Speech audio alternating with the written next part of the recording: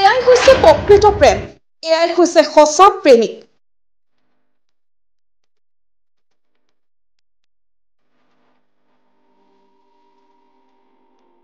প্ৰকৃত প্ৰেম সৌন্দৰ্যৰ ওপৰত নিৰ্ভৰ নকৰে, তাকেই প্ৰমাণ কৰিলে এগৰাকী প্ৰেমিকে।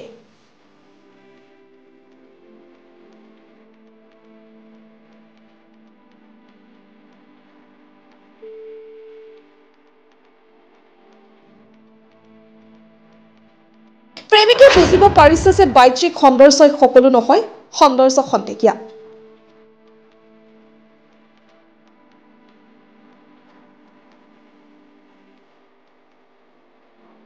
এটি সঁচা প্ৰেম কাহিনীয়ে বৰ্তমান সামাজিক মাধ্যমত ব্যাপক চৰ্চা লাভ কৰিছে।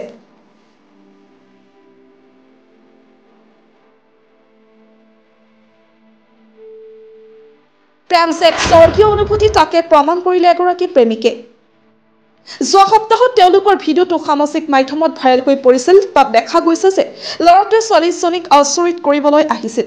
ছোৱালীজনীও অপ্ৰস্তুত হৈ লুকাই আছিল। ছোৱালীজনীয়ে লাজ অনুভৱ কৰিছিল।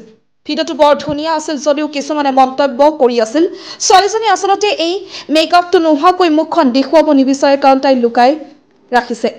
কোনোবাই কৈ আছিল আজিৰ পৰা এই প্ৰেমৰ অন্ত পৰিল। কিন্তু সকলোকে আচৰিত কৰি দিলে যুৱকজনে। ল'ৰাটোৱে ছোৱালীজনীক বিয়া কৰি সকলোকে আচৰিত কৰি পেলালে। এইখিনিতে বুজিব পৰা যায় যে যিজনে ভাল পায় তেওঁ চকুত নপৰে, তেওঁ মানুহজনৰ প্ৰেমত পৰে। বাকী পৃথিৱীয়ে যি ক'ব খোজে, যদি আপুনি ভাল পায় তেন্তে পৃথিৱীখনক চিন্তা কৰাৰ আমেজ নাই। কেৱল সেইজন ব্যক্তিৰ প্ৰয়োজন, আপুনি ভাল পোৱা ব্যক্তিজনলৈ। যোৱা কিছুদিন ধৰি সামাজিক মাধ্যমত ব্যাপক চৰ্চা চলি আছে এগৰাকী প্ৰেমিক প্ৰেমিকাক লৈ। যোৱা 2 বছৰে এজনে আনজনৰ সৈতে প্ৰেমৰ সম্পৰ্ক গঢ়ি উঠে সামাজিক মাধ্যমৰ জৰিয়তে। 2 বছৰে এজনে আনজনৰ সৈতে বাস্তৱত লগ হোৱা নাই, এদিন দুয়ো লগ পোৱাৰ সিদ্ধান্ত গ্ৰহণ কৰে আৰু সিদ্ধান্ত অনুসৰি এদিন দুয়ো এটা হোটেলত লগ পায়। প্ৰথমে যুৱকজনে হোটেলৰ ভিতৰত বহি আছিল। অপেক্ষাৰ অন্তত যুৱতীগৰাকী আহি উপস্থিত হ'ল আৰু যুৱতীগৰাকী উপস্থিত হোৱাৰ পিছতে দেখা গ'ল যুৱতীগৰাকীৰ আচল ৰূপ। আচলতে যুৱতীগৰাকীৰ ৰূপৰ সৌন্দৰ্য সিমান ভাল নাছিল।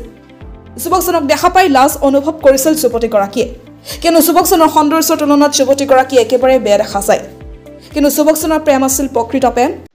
উক্ত প্ৰেম কাহিনীক লৈ ইতিমধ্যে সামাজিক মাধ্যমত বিভিন্নজনে ভিন্ন ধৰণে সমালোচনা কৰা পৰিলক্ষিত হৈছিল।